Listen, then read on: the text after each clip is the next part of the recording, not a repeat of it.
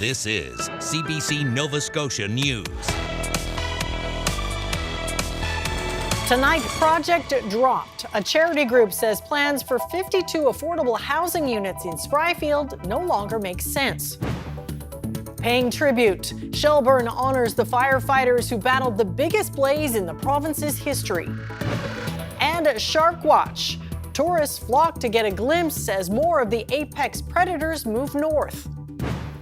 A low blocked just to our east will sit and spin, bringing clouds and shower chances into the mix again for Tuesday, but some sunshine breaking in as well. Your full forecast is coming up.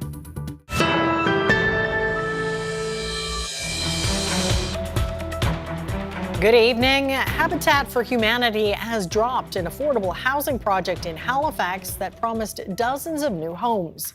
The Spryfield project was in the works for years, but the nonprofit says the numbers don't make sense in today's market. Haley Ryan has the details. For years, Habitat for Humanity Nova Scotia dreamt of building an affordable housing community here on Drysdale Road. They plan to put a new street on this 5-acre lot and build 52 housing units, calling it Habitat Way. There would have been a mix of townhomes, single-family houses, and backyard suites. But Habitat has crunched the numbers and say they can only cover half of the project's $30 million price tag. It didn't make sense for Habitat and the families that we serve to continue the project. So we had to make the very hard decision of stopping that project.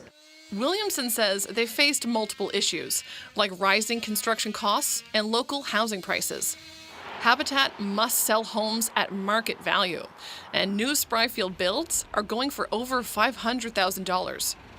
Families would need to be making over $100,000 to be able to afford those homes, and Habitat families, our incomes are anywhere from $40,000 to $80,000. Williamson says federal and provincial housing funding is also focused on rentals, which Habitat does not offer. She'd love to see governments put more attention and money into that area. Home ownership is such a key fundamental, like for generational wealth and independence, and we're afraid that the middle class is disappearing. There's also a covenant on the land preventing anything denser than a duplex. It was put there in the early 1990s by the neighboring landowner who owns the Foxwood Terrace multi-unit. But a recent change to the city charter means Halifax could remove covenants like this. Habitat wants to sell the land to another group focused on affordable housing and hopes they could lift that covenant. The Spryfield Social Enterprise and Affordable Housing Society wants to make that happen.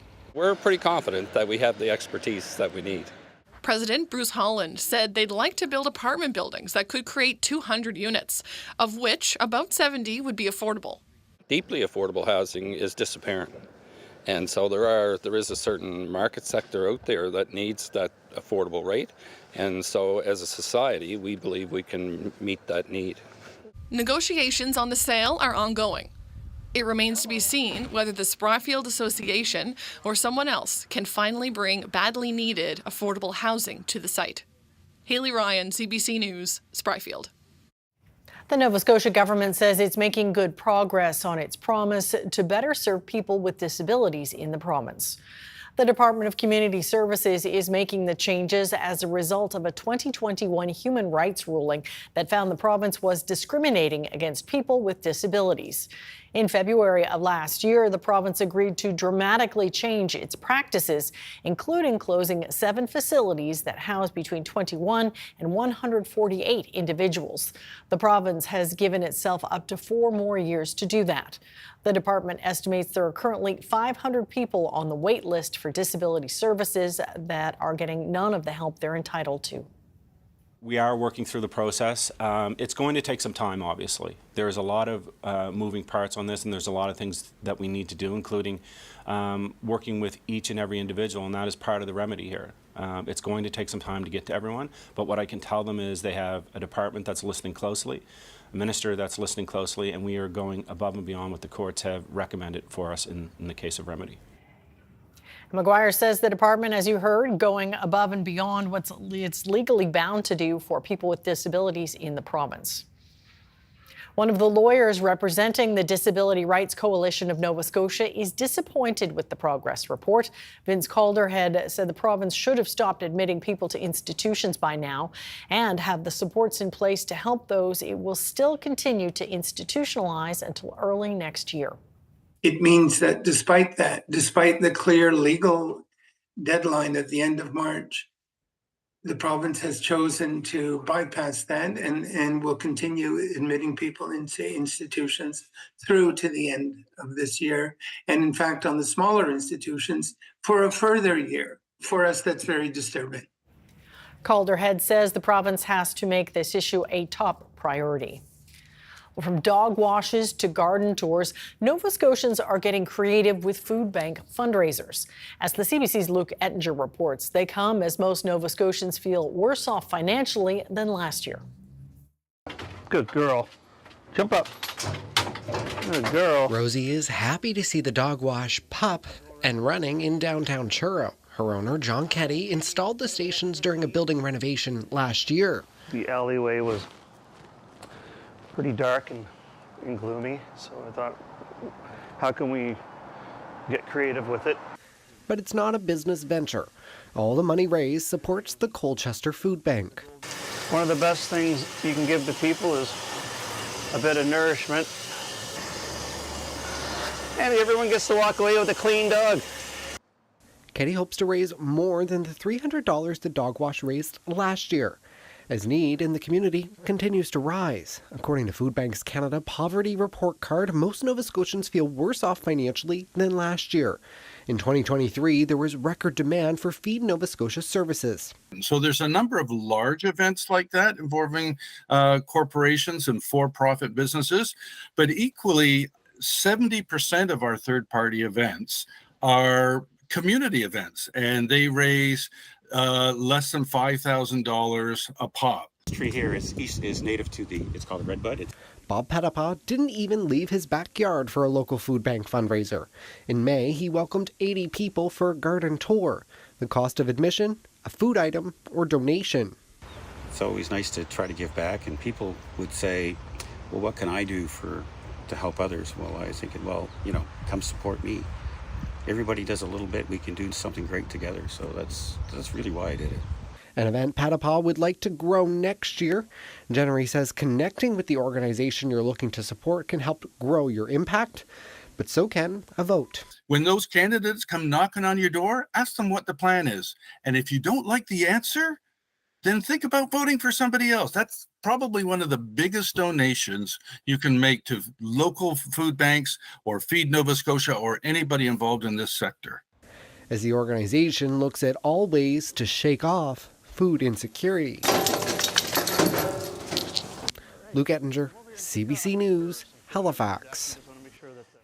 A man was shot by what police say was an unknown assailant in Dartmouth this morning. The shooting happened on Colford Avenue, which is the road leading to the Burnside Jail off Akerley Boulevard. The man who was injured was taken to hospital with non-life-threatening injuries. Police say they are looking for the suspect. A new high-tech scanner will soon be making a big impact on nuclear medicine care in Nova Scotia. The QE2 Health Sciences Centre is the first hospital in Canada to acquire one of these StarGuard scanners. It will be put in use later this month, and it's anticipated to provide much better 3D images for doctors. A second scanner is also being purchased for the Victoria General Hospital site and will be ready early next year. They cost $6 million, with the province paying for half and the QE2 Foundation covering the rest. For us, this is the first install of this state-of-the-art nuclear medicine scanner in Canada, the GE Star Guide. We have had nuclear medicine scanners for a long, long time, but this one is really a quantum leap forward. I love that our donor community steps up to bring best-in-class technology, in fact, first in Canada, right here at the QE2 Health Sciences Centre to help with imaging. The new scanners are also expected to have a big impact on efficiency. That's because they scan quicker and wait lists should improve for patients. An international sailing competition arrived in Halifax this weekend for 2 days of high-speed races. It was the first time the Rockwool Sail Grand Prix, or SailGP, has come to Canada. Now the question is, will it come back? Turn Grant reports.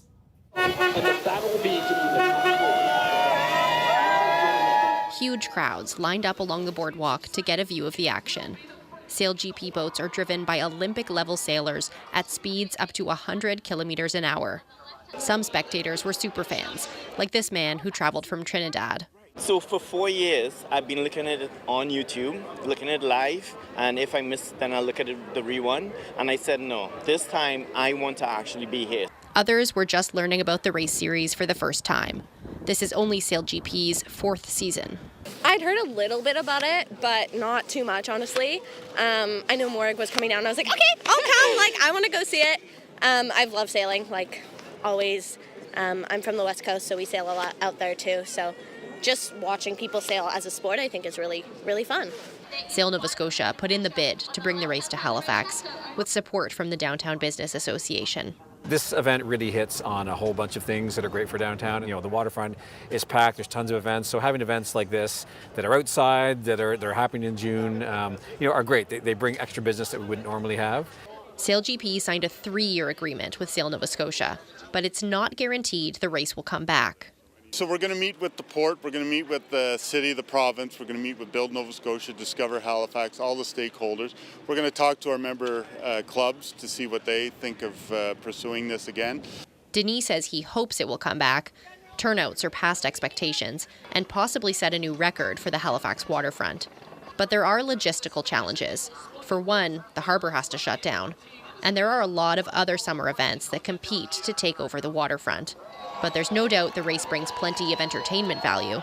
Fans were thrilled on Sunday when Team Canada crossed the finish line first in one of the races. There was even a capsize. SailGP now has its sights set on the next race in New York and the grand final in San Francisco. This summer, they'll have a conversation about Season 5, and whether or not they come back to Halifax will be decided by Labor Day. Taryn Grant, CBC News, Halifax Harbour.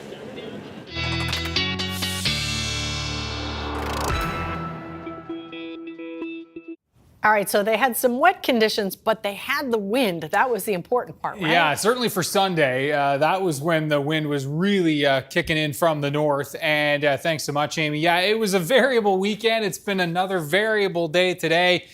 Right now, in fact, there's a live shot at Halifax. Of course, things are wrapping up here with the SailGP. But yeah, you can see the sky's looking pretty ominous. A couple of showers moving through the Halifax area as we speak with the sun in the background. So it's been that kind of a setup. And as we look at the satellite and radar, there's those few showers that are kicking around in the metro area right now. As we back things out, this is the low that is going to be pesky over the next few days, sitting and spinning, wrapping in. A, it's east to northeast cooler flow. B, the clouds, and yes, a few showers with that as well. And it's all thanks to this blocking high, which isn't moving over the next couple days. So that low will just sit and spin. It's got nowhere to go, and it will continue to influence us. Now, that said, well, things cloud up tonight, some fog patches developing, some shower and drizzle chances, especially for the east. We will see some sun breaking in for western areas and then eventually central areas, including Halifax throughout the afternoon tomorrow. Best chances for showers continue to be Cape Breton. And then for Wednesday, that low still here, but losing some steam and not as much moisture. So we'll see a little more widespread sun in the mix for Wednesday, with shower chances even less frequent and those temperatures bumping up a little bit more. We've got this system to watch for late Thursday, increasing the clouds, throwing a few showers into the mix. And so we'll dive into this with the full detail and even a look way ahead to the weekend. Your 7-day forecast is coming up. Never too early to look at the weekend, is it? Never, ever. Definitely not in June, July, and August. You got it. Thanks, Ryan. Thank you. Well, hundreds of volunteer firefighters from across Nova Scotia were honored in Shelburne and Barrington this past weekend, a year after the big wildfire. The communities wanted to thank them for their efforts in fighting the fire. Both held special events to show their appreciation. Gareth Hampshire has that story. Blake Vaughn. Shelburne Regional High student Kaya Thompson's announcing the names of the fire departments who were in southwest Nova Scotia last year, fighting the biggest wildfire in the province's recorded history. She's one of the students who created this tribute at a park in the town of Shelburne. The 64 wooden hearts represent all the departments who responded to the area and were made under the guidance of the school's tech ed teacher, Les Goulden. We cannot predict what the outcome would have been without your efforts, skills, and dedication to our community. The volunteer firefighters here are from all across Nova Scotia. Oh, we were very pleased to hear about it. Very heartfelt thing that they've done. Quite amazed, to look at all this and see what they put into it. So, yeah, we feel really good about it. The Canadian Association of Fire Chiefs and the Fire Service Association of Nova Scotia are in attendance. And I believe that this country has taken a deep affection for all firefighters and especially volunteer firefighters. The students are also being recognized with a special challenge coin. As organizers, as students, and also the school system for the efforts that you've done to focus on this, to focus on the fire service, and to focus on your community. We went to church in a Detroit car. Our daddies drank draft at the local bar. Alberta country singer Cruz Vallis is performing free at the Barrington event, where there are more than 500 people. And I think the community wants to show we're a community that gives, so we want to give back of all that they've done for us. It will be years, but there will come beauty for ashes. Life will return. We have learned a lot through this experience. The firefighters are being presented with specially made medals featuring the Barrington tartan. You don't really want appreciation for it. It's a selfless act. You don't want, but I mean, it is nice to see the community coming together and to do something for the people that dedicated so much time to the cause of fighting the fire. Not what the firefighters were expecting, but a day they say they'll remember. Gareth Hampshire, CBC News, Halifax. The commercial redfish fishery in the Gulf of St. Lawrence is expected to reopen later this month. The Department of Fisheries and Oceans made the announcement Friday. The fishery shut down in 1995 over stock concerns. The population has recovered, peaking at 4.3 million tons in 2019, with a decrease after that. DFO says the total allowable catch will be 60,000 tons for the year 2024-2025. A mother-son duo from the Dartmouth Lawn Bowling Club are taking their skills to the other side of the world for one of the biggest events in the sport. Anne-Marie and John Siteman are on their way to the Australian Open. It runs from June 8th to 21st. It is the 7th time the two have competed at the tournament. They'll play together and with teammates from elsewhere in Canada and around the world. My team this year, we have ones from 4 different areas from all over the world, and just being able to come together with a sport that we all love, like lawn bowling, is just so fun. Yeah, I think it's just to meet so many different people. And we've got so many friends now down there that we walk into the club and we hear, hey, the Canadians are here. We've just got a reputation. We've been friendly, we've gotten ourselves out there, and they all know us. The Australian Open is played at different venues along the country's Gold Coast. A Nova Scotia teen who was born with a life-threatening condition is being recognized on the other side of the world. Annalie Simmons now lives in China and was recently featured on a bulletin board at the Yahweh International Hospital where she volunteers. Information Morning host Portia Clark spoke with Annalie from her home in Shanghai. Seeing little children on the street, to any foreigner whatsoever, just pointing out, oh, it's a foreigner, oh, sure, Gordon, which is basically the translation of that. Just seeing them have that curiosity and not being afraid to hide it is really funny.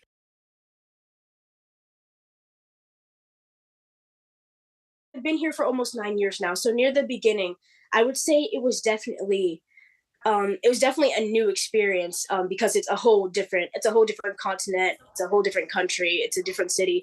The looks that you get sometimes on the street, you can see that it's not judgy, it's more like they're genuinely curious. Like they want to know, oh, is her hair naturally curly? Oh, her skin color is so beautiful, like where is she from? And just seeing those looks of curiosity. I mentioned you co-authored a book called I Am from Nova Scotia, Exploring My Black Heritage. And why did you want to do that, given you've lived outside of Nova Scotia since you were 5? But writing the book itself, it just allowed me to have more of a connection to my heritage since I haven't spent most of my life in Nova Scotia. So having that connection to my African roots, having that connection to the initial Black communities that settled in Nova Scotia, it's just really meaningful to me. And do you consider yourself to be in some way now of Chinese heritage or culture too? I don't consider myself to be of it, but more I resonate with it a lot. I mostly identify with my African Nova Scotian heritage. However, I do feel that it has become an integral part of me and my identity. Seeing as I do speak the language fluently, I've grown up here, and a lot of it because I did go to a bilingual school, that I've been thoroughly educated in the culture as well and been around the community. So currently, this might change, but I'm looking into pediatrics right now, or some form of surgery, maybe gastrointestinal surgery. So basically, children that are like me, so that I can help them as well, and so I can look into more of my own story and maybe find new ways to help kids like me.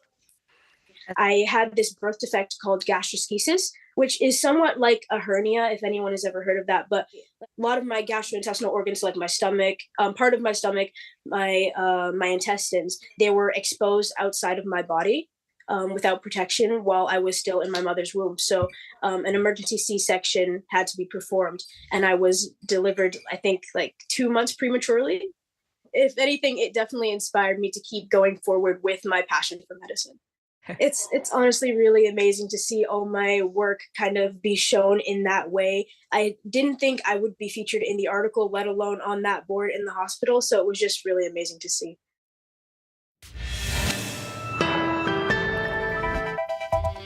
Coming up, the Israeli military has confirmed the deaths of 4 more hostages kidnapped by Hamas on October 7th as the country faces renewed international pressure to agree to a ceasefire. And we've got Ryan up next with his full weather forecast. We'll see you on the other side of the break.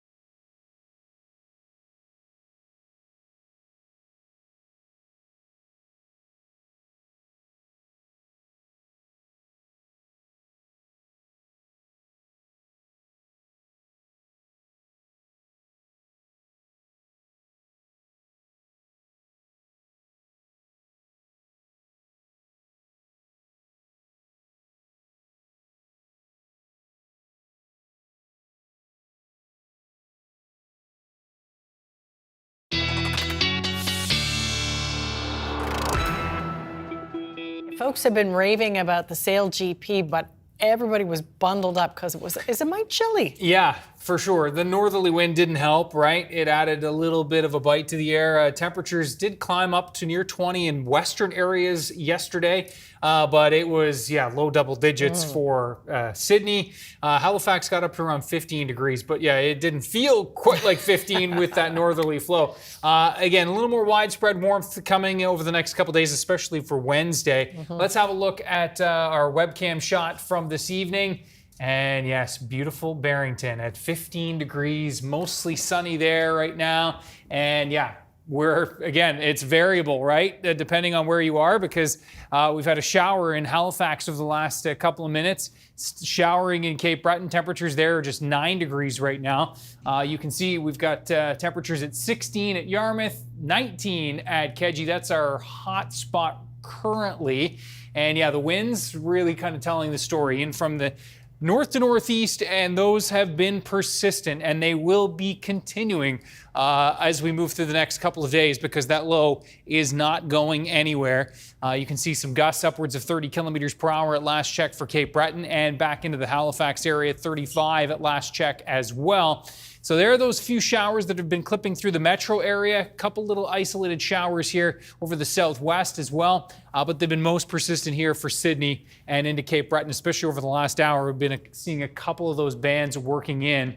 There's the low, which is going to continue to sit and spin thanks to that blocking high there off into the North Atlantic. It's blocking the highway, right? So it's basically going to create a bit of a traffic jam as we have these series of lows that are going to want to come through. Eventually this one will dissipate, and then it's actually this one here. This low will dive up towards Labrador, and it's this low here that we're going to be watching for the Thursday time period, which will likely edge in late day with some clouds and showers of its own. Northeast winds for tonight will be persistent, lighter here in the west, 10 to 20 in the central areas, and sustained near 20 for Cape Breton, including the Sydney metro area. So we all kind of cloud up tonight. We've got some fog patches to start the day tomorrow with that low-level cloud. Some shower and drizzle chances, mainly for Cape Breton in the eastern parts of the mainland. Can't rule it out for the Halifax area. A dry start for the west, and this is where we'll get into that sunshine into the afternoon. First for the Tri-County area, then it will, again, that drier air will work its way into the Halifax region, edging up towards Truro as well. But we are looking at the Northumberland shore, eastern shore, and Cape Breton, where the clouds will be persistently dominant for tomorrow, but can't rule out a few sunny breaks here and there. Temperatures will range from quite variable again. 11 in those onshore winds, but it looks like we should edge up into the 15-16 range for parts of Inverness County and into the Bredora Lakes area, and back into the eastern shore, 15, 16, 17 degrees. Should hit 18 in places like Truro, Amherst, Parsboro, down through Windsor around 19 degrees tomorrow. And again, this is where it starts to, those shower chances start to really dry up, and we aren't looking at any shower chances for you folks in the west tomorrow. Again, clouds a little stubborn to start, but recovering quite nicely into the afternoon. Wednesday, a little bit warmer further to the east, and even in the east, temperatures a little bit warmer as well. Cape Breton, though, still likely those low double digits and teens with that wind persistent in from the north. And it's thanks to this low sitting and spinning, nowhere to go, so it retrogrades back from east to west instead of west to east. And you can see for Thursday, then we're watching the clouds increasing and this rain that's going to be pushing up towards us late day, and indeed a late day risk here with that. Now that will then, that low looks like it's going to skirt off to the south, which will leave us with, I think, a variable cloud type day, but a dry day overall on Friday. The weekend, lots of uncertainty with this. Forecast models still a couple of different ideas on the exact setup, so lower confidence than normal, and still lots of opportunities to kick those shower chances out, we hope. We'll keep you posted on that over the next few days. Amy? Plenty of time. Definitely. All right, thanks, Ryan. Thank you. Well, up next, a warming ocean is bringing sharks to Nova Scotia, and tourists are flocking to get closer. We'll show you how that's possible next. Stay with us. You're watching CBC Nova Scotia News.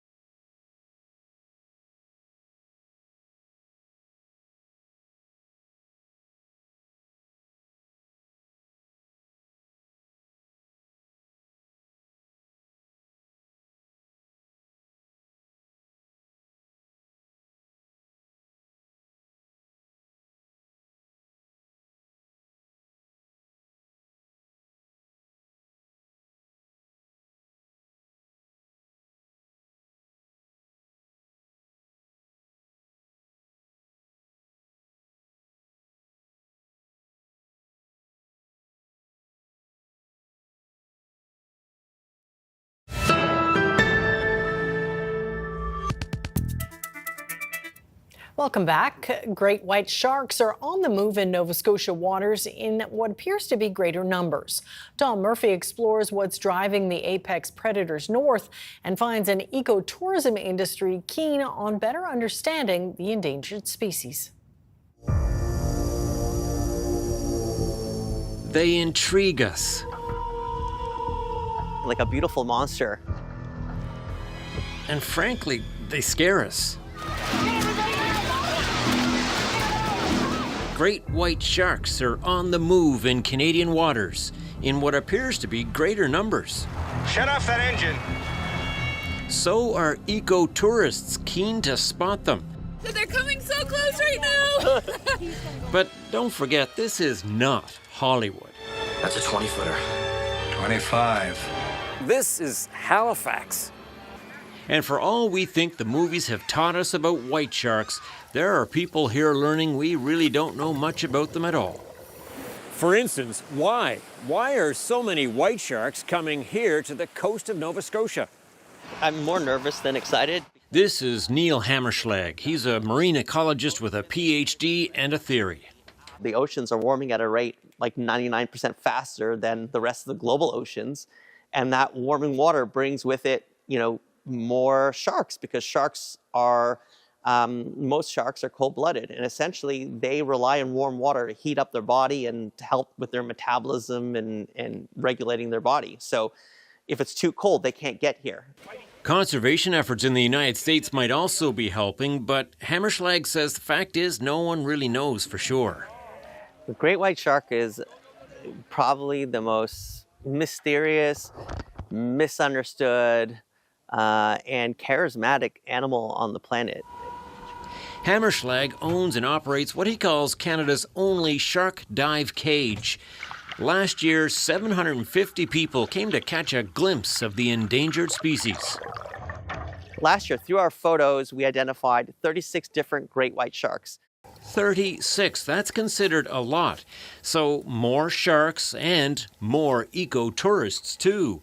It was a little overwhelming for Hammerschlag's little boat. You're gonna need a bigger boat. So maybe this part is a little bit like Hollywood? This year we've got a bigger boat. This is Hammerschlag's bigger boat. Faster, too, to get 3 nautical miles offshore more quickly to search for white sharks. He's upgrading the dive cage as well in anticipation of even more gawkers this year. So those white sharks, the stars of the show, had better be ready for their close-up this year. But Hammerschlag says this is about more than gawking.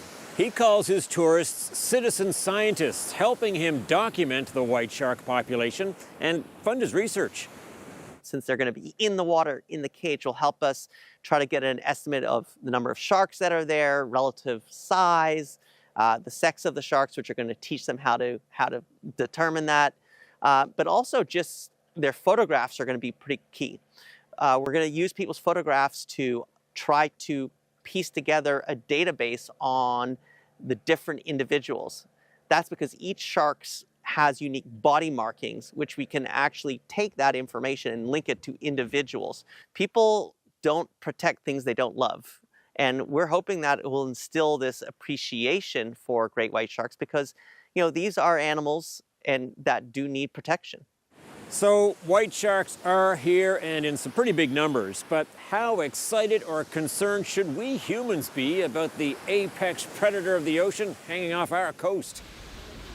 Fortunately for us, humans are not on the natural menu for great white sharks. If that were the case, we could never ever go swimming or surfing. There'd be nothing easier than for these sharks to pick us off like you would see in the movies. But that are the movies. That's not what reality is. Reality is sharks want to avoid people. Yeah, but the critics say humans aren't on the natural menu for bears either. Ask a surfer. As they say, don't feed the bears. If you don't want to have problems with them, you don't feed them. I can go slow ahead. Come on down and chum some of this shit. We're not out there just pumping what you might see in the movies in Jaws, like blood and guts into the water.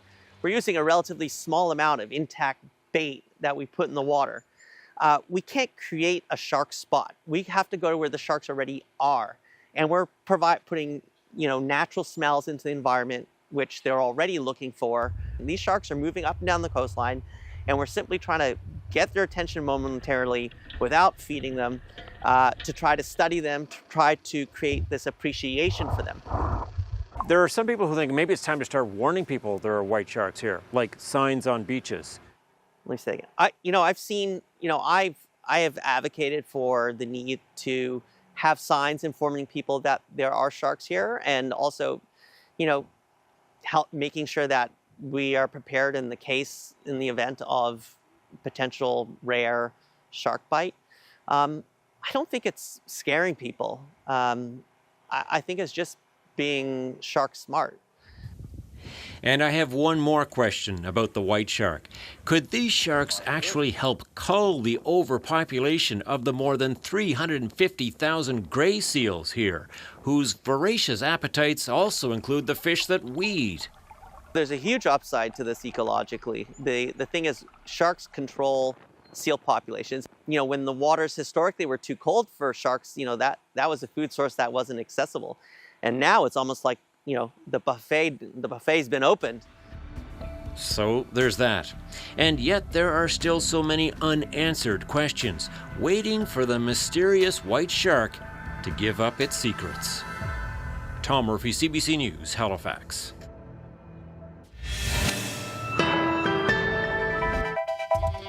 Coming up, jury selection began today in the trial of Hunter Biden. The son of the U.S. president is accused of lying to illegally buy a gun in 2018.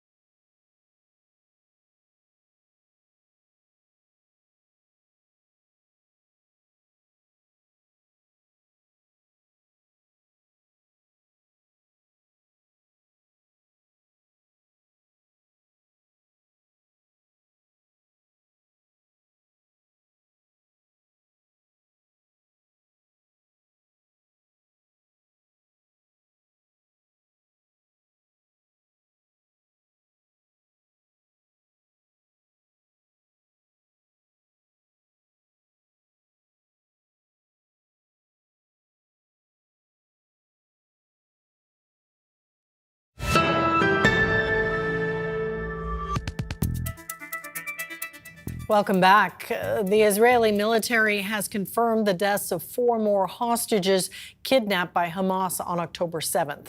This announcement comes amid renewed calls for a ceasefire deal to be approved. Julie Chapman has the details from London. Neither side has agreed to this proposal, but there have been positive sounds from Hamas, which is likely waiting for a clearer signal from Israel. Its war cabinet is far from unified when it comes to these proposals. The further right factions of the coalition saying that they will pull out if it goes forward. They don't want to see an end to the fighting until Hamas has been entirely eliminated. Now, US President Joe Biden has called this an Israeli proposal. Netanyahu, the Israeli prime minister, has also used that word, but he insists it doesn't tie his hands when it comes to seeing through Israel's objectives. He says he's still determined that Hamas will be destroyed as a precondition for any ceasefire. There are now diplomatic efforts going on behind the scenes to get this deal across the line. The US pushing it forward strongly, but it also has the backing of Canada, the United Kingdom, the European Union, and a number of Arab states. Now, President Joe Biden says that Hamas has been degraded severely so far in this war, that it isn't capable of carrying out another attack on the scale of those on October 7th. But officials in the US do acknowledge that it is still a viable threat to Israelis. Nevertheless, they have expressed optimism that they will be able to achieve this ceasefire agreement. And it comes as there is still intense fighting ongoing in Gaza. Palestinian news agencies reporting that on Monday there was shelling in Gaza City, killing at least 10 people, as well as attacks on Rafah, as well as Khan Yunis, where 12 people were reportedly killed. UNRWA, the main UN aid agency for Palestinians, says that more than 1 million people have been displaced from Rafah so far, many of them not the first time. It's expressed dire warnings about the humanitarian situation in Gaza, and also most recently about the lack of drinking water, clean drinking water for people living there as temperatures rise in the area. So they are very clear that a ceasefire is necessary to safeguard lives in Gaza. Julia Chapman, CBC News, London. The jury has been selected in the trial of Hunter Biden in Delaware. The U.S. president's son is accused of lying to illegally buy a gun while he was addicted to drugs in 2018. He's pleaded not guilty. Richard Madden reports from Washington. Hunter Biden making history this morning as the first child of a sitting U.S. president to be on trial facing criminal charges. Accompanying him, his wife Melissa, and his stepmother, First Lady Jill Biden. Hunter Biden faces criminal charges linked to a gun purchase he made 6 years ago, accused of lying about his drug use on a government form when he bought a gun. Now, the trial is expected to bring up some embarrassing details about his addiction to crack cocaine, his private life, including his past strained relationships. And the timing, of course, comes as his father, President Joe Biden, is locked in a heated re-election battle, and his opponents will likely use these details as fresh political ammunition during the campaign. Now, in a statement, President Biden said, "I don't and won't comment on pending federal cases, but as a dad, I have boundless love for my son." Now, this is a trial Hunter Biden tried to avoid, but his initial plea deal fell apart, which brings us to today. The child of a sitting president on trial while his father ramps up his re-election campaign. But Democrats say, just like the guilty verdict against the former president, they say they'll respect the ruling by the jury in Delaware. I think the president himself will respect the verdict, much as, it is painful, I'm sure, to see one of your children on trial. But yes, Americans should accept when a jury reaches a verdict, they should accept the result. That is part of our democracy. If convicted on all charges, Hunter Biden faces a maximum 25 years in prison. But his legal troubles aren't over. In September, he faces a separate federal criminal tax trial in California. Richard Madden, CBC News, Washington. Mexico has elected a new president, and for the first time in the country's history, voters have chosen a woman as their leader.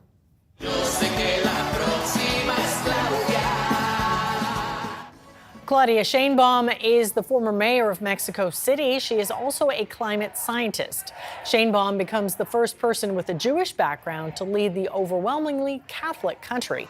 She's expected to continue the policies of the current president, expanding social programs for the poor. Prime Minister Justin Trudeau says he's looking forward to working with Mexico's new leader on climate change, international security, gender equality, and reconciliation with Indigenous peoples. A mammoth election in India has wrapped up with 642 million votes cast over 6 weeks. Exit polls project a decisive win for the country's populist prime minister, but it also signals an emboldened leader who explicitly promotes Hindu nationalism. Chris Brown reports.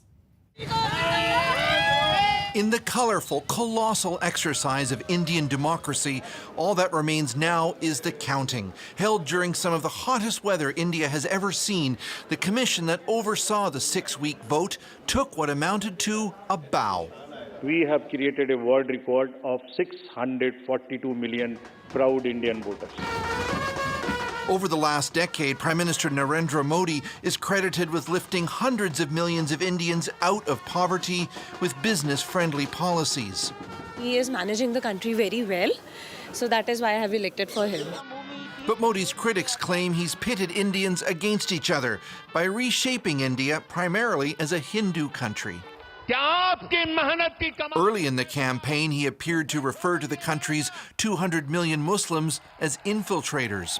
The once dominant Congress Party cobbled together a coalition of opposition groups and at times appeared to be chipping away at Modi's BJP party, emphasizing that India's new prosperity is lopsided. The poor remain poor and the rich are getting richer, said clothing retailer Vikas Triputi. Analysts say minorities fear what will happen if Modi wins 2/3 of the seats, as some exit polls suggest is possible. There's long been the suspicion that the BJP has wanted to pass a constitutional amendment that might explicitly refer to India as a Hindu state, a Hindu Rashtra. Louise Tillen says a strengthened Modi could also test the patience of Western countries on issues such as human rights. So certainly a Modi that comes back with a strong mandate will be similarly emboldened to the Modi that we've seen in the last 5-10 years. India's financial markets appear to have already decided the outcome, with stocks soaring in anticipation of a decisive win for Narendra Modi. Chris Brown, CBC News, London. A BC woman is going public after she discovered Canada's largest advocacy group for seniors teamed up with a surprising partner. As Erica Johnson tells us, CARP granted a tobacco giant access to its members. Ellen Gould enjoys the fresh air of Powell River, once called the least polluted city in the world. So she was curious when an email arrived from CARP, the Canadian Association of Retired Persons, inviting her to take part in a focus group to explore alternatives to cigarettes, like vaping products. To her surprise, the project was sponsored by tobacco giant Rothmans, Benson & Hedges. I was just completely shocked that CARP would do this. You can't advocate for the well-being of seniors and then get in bed with big tobacco. Gould, who happens to be a public policy researcher, knows that vaping might be smoke-free, but it's still addictive, and the aerosol can contain potentially toxic chemicals. Haven't we taken enough from big tobacco? This is a generation that had to overcome their addictions. Rothmans is behind a campaign called Unsmoke Canada, saying people should stop smoking cigarettes. It touts vaping products as a potentially healthier alternative, products Rothmans now sells. But this tobacco researcher argues that vapes or e-cigarettes don't help most smokers quit tobacco. They either return to being exclusive cigarette smokers or they become dual users of both e-cigarettes and cigarettes, and that's even worse. He argues the end goal of Rothman's campaign, get government to change regulations so vaping's not included under the Tobacco Act. That's what they want to achieve, legitimacy. And CARP is providing a platform for that legitimacy, which is absolutely wrong. The tobacco company said research with CARP's members is legal, appropriate, and essential. Gould emailed CARP to cancel her membership. The response in an email to go public from the association's president? Shrug. We have about 250,000 members. Does she quit her family every time she has an argument? CARP said it teamed up with Rothmans, Benson and Hedges after the company approached it, adding it thought raising the topic of smoking and alternatives was interesting. The organization declined to say how much money Rothmans offered it or whether the relationship would continue. Erica Johnson, CBC News, Vancouver.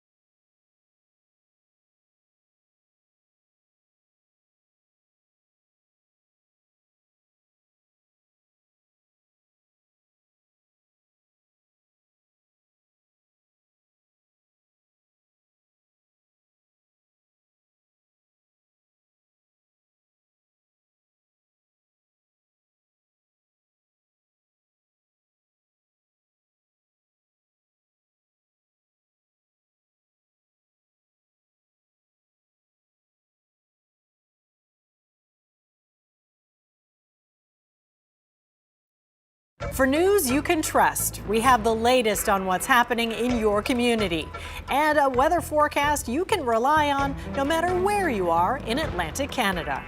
I'm Amy Smith. And I'm Ryan Snoddon. Join us for Atlantic Tonight. Right after the National.